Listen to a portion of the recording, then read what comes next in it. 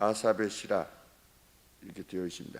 74편 내용은 1절에 보시면 74편의 1절은 하나님이여 주께서 어찌하여 우리를 영원히 버리시나이까, 이렇게 애곡의 노래를 불렀는데,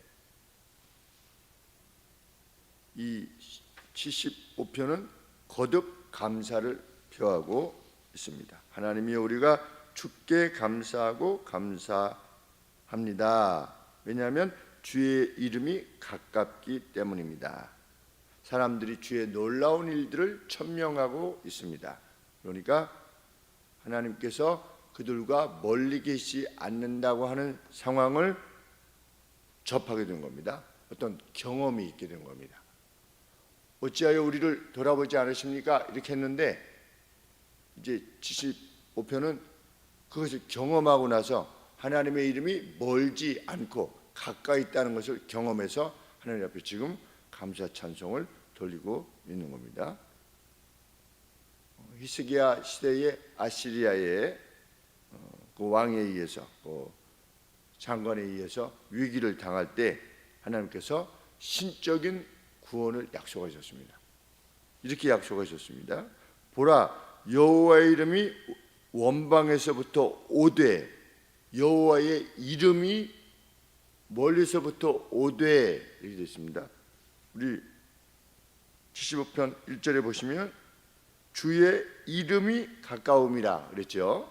그런데 이사야 선지자가 뭐라고 약속, 하나님의 말씀을 그대로 전하냐면, 보라, 여호와의 이름이 원방에서부터 오며 가까이 온다는 거죠.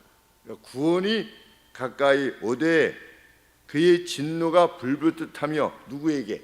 원수들에게, 이스라엘의 원수들에게 불붙듯하며, 여호와의 목소리에 앗수르가 낙담할 것이며 주께서는 막대기로 치실 것이라, 이렇게 하나님께서 이사야 30장 27절부터 31절까지 선지자를 통해서 약속하신 바 있습니다. 그런 어떤 구원이 이루어진 것입니다. 주의 이름이 가까이 온 것을 보게 된 것이죠. 그래서 회중이 그 기쁨을 가지고 하나님께서 주신 말씀을 함께 천명하는 것이 2절의 내용입니다. 내가 정해진 시간을 선택할 때에 공평으로 판단하는 이는 나다. 하나님이 이렇게 공평으로 판단하는 이는, 심판하는 이는 나다. 그런데 내가 결정한다. 뭐를? 그 정해진 시간을 내가 결정한다는 겁니다. 왜 안 하십니까? 2절 말씀에 주의 말씀이 내가 정한 기약을 당하면 정의로 판단할 거다. 그 판단하는 자는 나고, 결정하는 시간을, 그 결정의 시간을 결정하는 이도 나다. 이런 말씀을 회중이 찬양을 하는 겁니다. 3절 말씀에 땅과 그 안에 거하는 모든 이들이 녹는다. 굳게 그것들의 기둥들을 세운 이는 나다. 땅과 그 안에 거하는 모든 이들이 녹는다. 무엇 때문에? 어떤 불공평의 압력에 의해서, 아수르가 이렇게 쳐들어와가지고서, 가령 예를 들면 쳐들어와서 불공평에 의해서 그 땅에 있는, 그 땅과 그 안에 있는 모든 사람들이 막 녹아지는 겁니다. 너무나 힘들고 괴로운 겁니다. 그런데 굳게 그것의 기둥들을 세우는 이는 내 자신이다. 그런 상황이 돼도 질서를 잡고 공평을 바로 잡는 그 주체는 바로 나다. 내가 세우면 세워진다는 겁니다. 그런 상황이 돼도 하나님이 그 녹아짐을 제어하실 것이다. 이렇게 약속해 주시는 겁니다. 그래서 지금 회중들이 찬양을 돌리고 있는 겁니다. 이제 하나님의 말씀은 오만한 자를 향합니다.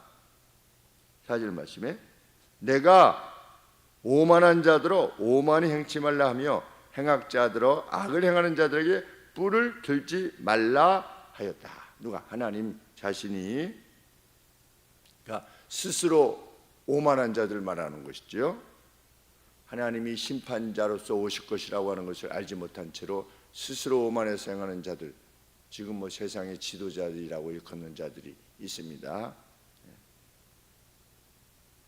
직역하면 이렇습니다. 내가 자랑하는 자들에게 말했다. 자랑하지 말라. 그리고 악한 자들에게 내 뿔을 들지 말라. 너의 뿔을 높이 들지 말라. 무례한 자랑으로 말하지 말라. 하나님 앞에 감히 자랑하지 말라. 그럼 그 자랑은 누구에 대한 자랑이냐? 하나님에 대한 자랑인 겁니다. 신이 어디 있어? 여호와가 어디 있어? 이런 자랑을 하지 말라. 왜냐하면 6절 말씀에 대저 높이는 일이 동에서나 서에서 말미암지 아니하며 남에서도 말미암지 아니하고 동쪽이나 서쪽이나 남쪽은 뭐냐면 사막입니다. 네게부 사막. 사막으로부터도 높임이 오지 않기 때문이다. 이거 자랑하려고 하는 자들에게 지금 하나님 말씀하시는 겁니다. 자랑, 어떤 사람이 높아지는 것은 그 어떤 것에서도 오지 않고 오직 하나님이 재판장이셔서 그가 이 사람을 낮추시고 저 사람을 높이실 뿐이다. 누가 높아지고 낮아지느냐? 하나님이 높이시고 낮게 하실 뿐이다. 주체는 하나님 자신이시다. 그러니 까불지 말라는 겁니다. 누구 보고? 바로 파라오. 까불지 말라. 그리고 아수르의 왕 사네립, 까불지 마. 지금 그렇게 하나님께서 말씀하시는 겁니다. 바로에게도 그렇게 하지 않으셨습니까? 너 그 안에 건들면 너 죽는다. 이렇게 하나님께서 파라오인데 이 이집트 이렇게 피라밋을 세울 만큼의 그러한 힘을 지닌 왕이랄지라도 하나님께서 너 까불면 죽는다 이렇게 한 겁니다. 지금 내 종을 너 알아서 해. 꼼짝 못하는 겁니다. 오만한 자를 기다리는 것은 뭐냐? 8절 말씀에 여호와의 손에 잔이 있어 술거품이 일어나는도다. 속에 섞은 것이 가득한 그 잔을 하나님이 쏟아내시나니. 구약 성경에 보면 잔이 고난의 잔이죠. 대부분 고난의 잔입니다. 내가 잔을 마지막까지 다 마실 거다. 예수님이 이렇게 말씀하신 것처럼. 그래서 그 쓸개를 타가지고서 이렇게 고통을 좀 감하려고 한 그 뭐 악의적인 거죠. 그 로마 병사는. 왜냐하면 그렇게 하면 쇼크사로 안 죽으니까 이게 스펀지에다가 이렇게 포도주에다가 모략을 타가지고서 먹으면 그 통증이 감화해지니까 더 오래 고통을 받는 겁니다. 예수님께서 그걸 받기를 거절하셨죠.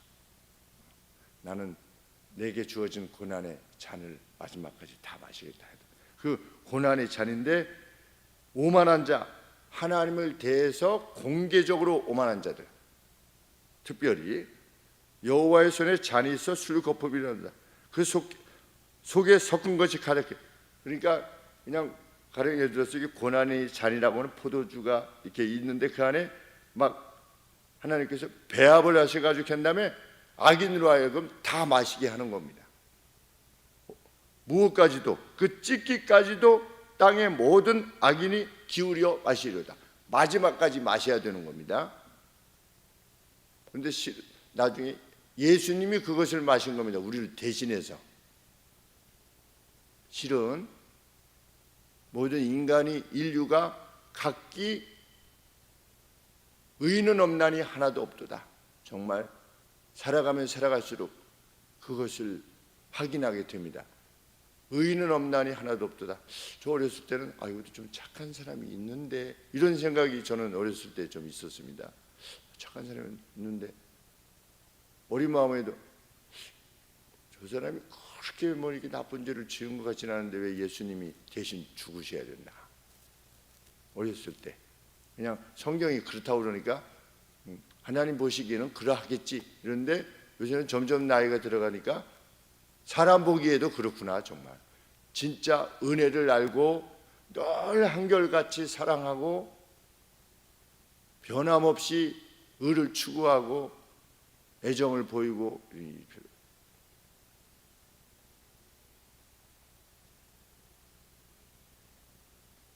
병수발 3년인가요? 3년에 뭐 착한 사람 없다. 3년입니까? 우리 예전에 그런 무슨 말이 있었던 것 같은데, 우리 뭐 친구들도 이렇게 보면 다 부모님들이 이제 연로하셔가지고 기억이 잘 약해지고 이러니까 그 부모님들을 다 이렇게 애기 취급하면서 또 뭐 그랬잖아요 이렇게 조금 전에 그렇게 했다고 했잖아요. 성장하기까지 한 20여 년, 30년을 이렇게 부모님이 돌아보셨는데 말귀도 못 알아듣는 우리 저 이제 이름을 채빈이라고 졌는데 현이 애기 채빈이 그래서 참나무채의 향기 빈 이래서 채빈이라고 이렇게 졌는데 뭐 의사소통하는 게 이거밖에 없잖아요. 이게 무슨 소리인지 몰라가지고 키키키 했는데 이 안 멈추니까 내가 봤을 때 좀 배가 고픈 것 같다. 좀 우유를 한번 타서 한번 먹여봐라.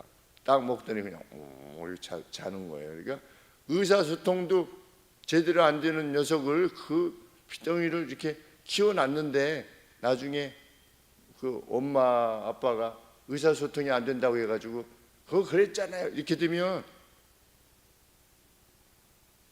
참 인간의 도리가 아니다 정말.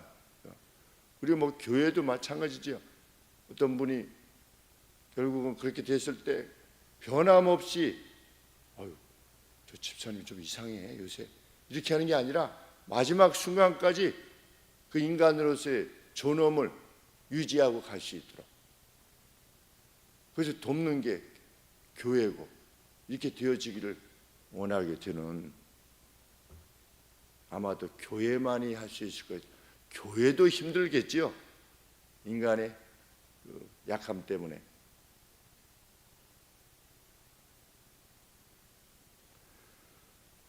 악인은 실로 그 찢기라도 땅의 모든 악인이 기울여 마시리로다.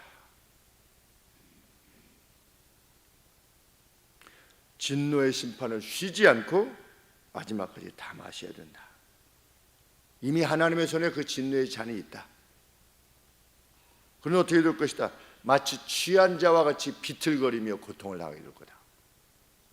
너무 고통스러워서 비틀거리는 거죠. 고난의 잔을 마시게 되면. 우리 하나님의 심판자 되심을 믿는 기자와 아삽 그리고 회중들이 하나님께 찬양합니다.